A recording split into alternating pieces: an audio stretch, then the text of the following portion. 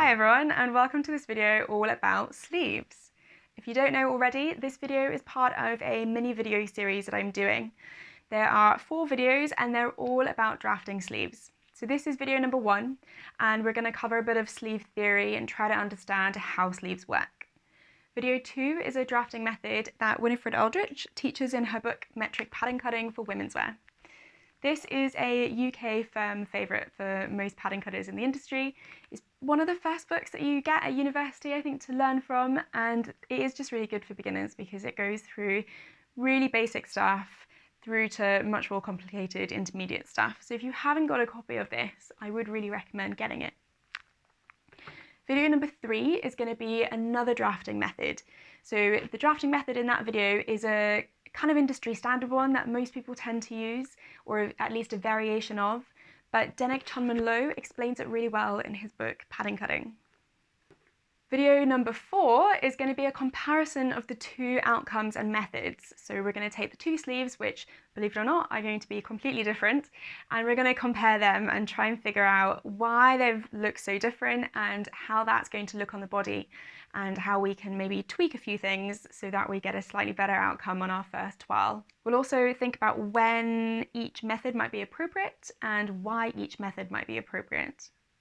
But like I said, this video is all about some sleeve theory. This is my basic bodice block sleeve, and you can see it here on the mannequin. It's fitted and it hangs from the natural shoulder point. A couple of things about our sleeve pattern. Obviously, for starters, this one is net because it's my block, and we always draft net, which means it has no seam allowance. I also have a double notch at my back armhole here, or sleeve head, which is kind of standard because, as you can see, it can be quite confusing sometimes to know which is the front and which is the back. So this double notch is just how we indicate that's definitely the back. I also have various different notches along the sleeve head. This is my shoulder one, and these ones control my ease. Why do we need ease in a sleeve? So let's take a look at our mannequin for this. You can see that our sleeve comes from our shoulder point here, but actually we don't have a corner there. Our arm is really rounded. So to get enough width to go across here, but enough height to easily reach the shoulder point here, we need to have a little bit of ease. And by easing that in, it creates almost a little 3D shape for us. We've put some shaping into the top of our sleeve head there. Going back to our pattern, we have our bicep line marked on here as well. So our bicep runs from our underarm point here straight across to our other underarm point here. Some people measure that 2 centimeters below. That's fine as well, but for the purposes of this video series, that's going to be treated as our bicep line. The other thing that I've got marked on here is my sleeve head height. So that's the height from my sleeve head down to my bicep line. It's a really important measurement on a sleeve, but we're going to come back to that a little bit later on. But how does this 2D shape become this 3D sleeve? So some pretty basic sewing here. Our underarm seams get stitched together and it creates this kind of cylinder shape that creates our sleeve. You can also notice that what we have here is an oval created by our sleeve head. And when our armhole is created by our side seam stitching together and our shoulder, that also creates an oval shape. So oval matches to oval, and boom, we get a sleeve. Something about our oval here is that you can see we get an underneath curve created here. This is essentially our armpit. When we think about how this goes against the body, this section here sits there and sits under the armpit, and it's the same here. This section sits under the armpit. So these curves here on your bodice and your sleeve need to be the same, otherwise they're not really going to sit correctly. Great, so now we've stitched our underarms together and we've got our sleeve and we've got our armhole. We stitch them together and now you're thinking, well, how should a sleeve hang? Is there a correct way? There is, but it is very style dependent. So this style is a fitted block. It's the most fitted I would go with my minimum body ease added in. So ideally here, I want my sleeve to hang directly down from the shoulder, and I don't want there to be any excess gathers or fabric or any pulling through here, which is what I've got on this block. If I was cutting something like a t-shirt or a men's shirt, my sleeve would hang very, very differently. How do we control how our sleeve hangs? Well, there's a couple of different ways. First of all, let's go back to that little oval that we created. When this oval connects to this oval, we can rotate that oval around, almost like you're fitting two circles together and just rotating them to see how they go. You can rotate it so that it sits backwards like this, or at a 90-degree angle to the floor, or slightly forward like this.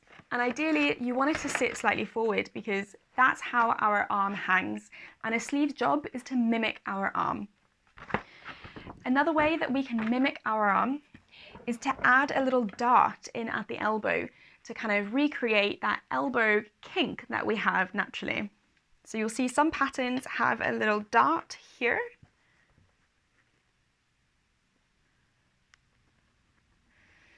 And you can see how that naturally creates a little bump at our elbow, which really does mimic our arm there. Things like a two-piece sleeve have this shaping naturally worked into them. So you can see on a tailored jacket, you would have this kind of shape naturally put into the sleeve, and you don't have to have a dart at the elbow. Another way that we can control the shape of our arm, or how it hangs rather, is through our sleeve head height. So this measurement here is so key to how our sleeve hangs on the body. Let's have a look at that. So if I were to create a sleeve for this bodice with a really short sleeve head height, so let's say this area here was much smaller than it currently is, you can see I get loads of drag lines and pulling, and just it isn't looking great. All the fabric is in the wrong place. But as soon as I move my arm out at an angle like this, things start to look a little bit clearer, right? So a sleeve with this lower sleeve head height naturally wants to sit at more of an angle away from the body like this. Equally, we can really exaggerate that and do that even more to get a really angular sleeve away from the body. A sleeve like this on a fitted bodice wants to have a sleeve head height that's equal to the armhole depth, plus maybe a little bit just to kind of create that rounded shape over the shoulder. So you can see that this sleeve has the correct sleeve head height because nothing's pulling here, it's hanging directly down from the shoulder. So now that we understand how our pattern becomes our garment, let's think about drafting for a second. There are three really important factors that I want you to always keep in mind and consider when you're drafting, and they control how your sleeve hangs on the body. So they need to be correct in a sense for your sleeve to sit correctly. The first one is pretty basic. Your length of your sleeve head, so your measurement from your underarm point here all the way along to your shoulder and back down to your other underarm point, needs to be correct to sit into your armhole. If it's too big, you just won't be able to stitch it together. Pretty basic sewing here. You can add things like ease into that, which is what we've spoken about in this top area here, so you can have a little bit of excess measurement in there too, but not too much. The second thing is our sleeve head height. So we just spoke about that. That's from our shoulder point here down to our bicep. This needs to be correct for your sleeve to hang correctly on the body.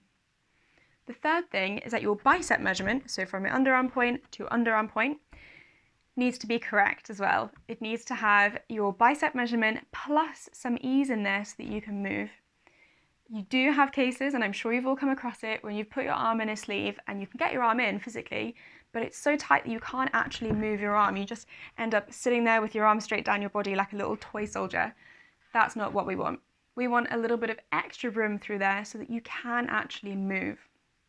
So these three factors come together to create, let's say, the perfect sleeve. And it's always a bit of a balancing act because you can't change one without changing the others. What do I mean by that? Well, let's try amending something quickly. Let's take our basic sleeve block and let's increase our bicep measurement. So what we have to do is move this point out here and bring it back down there, and the same thing here. Well, what's going to happen? This line here, our sleeve head measurement, basically gets longer by however much we've moved it out. So we tried to do one thing, but in doing that, we've changed another factor as well. Equally, let's think about increasing our sleeve head height. So there's two ways that we can do this. We can either move this point straight up like this and leave our bicep points exactly where they are. Well, what's going to happen then? We're going to have to redraw in this bit here to get bigger there. And what happens here to this line when we move it up and we redraw it? It naturally gets longer. So again, we've tried to change our sleeve head height, and in doing so, we've basically changed our sleeve head measurement as well. There's another way that we can change our sleeve head height. So we can increase our sleeve head height, redraw it like this, and then we have to, whatever we've gained on this measurement, we can take off of our bicep here. So let's say we've gained like 1.5 centimeters. We basically take that off there, and that would be our new underarm point. But what's going to happen there? Then our bicep gets smaller. So again, we've tried to increase our sleeve head height. We've managed not to change our sleeve head length or measurement, but we've had to basically decrease our bicep measurement in order to keep those two factors the same. So we've still had to change two factors to change one there. This basically is what happens every time you try to change something on a sleeve. You amend one area and it massively affects another. So you're starting to see how you can't change one without the other, right? They're all linked. It really is a bit of a compromise when you're drafting sleeves between these three factors, and there are certain things that you can do to kind of counteract it, like put a dart in, or if you really aren't achieving the right fit for your body, maybe try a different sleeve style. Maybe a set-in sleeve isn't for you, maybe try a raglan. There are tons of things you can do. Maybe have some gathers through the top rather than ease, so kind of increase that measurement and make a feature of it. The possibilities are really endless. But to get a sleeve like this that sits on the body cleanly and hangs directly down from the shoulder, you have to understand this relationship between those three factors and understand it enough that you can tweak it and mess about with it.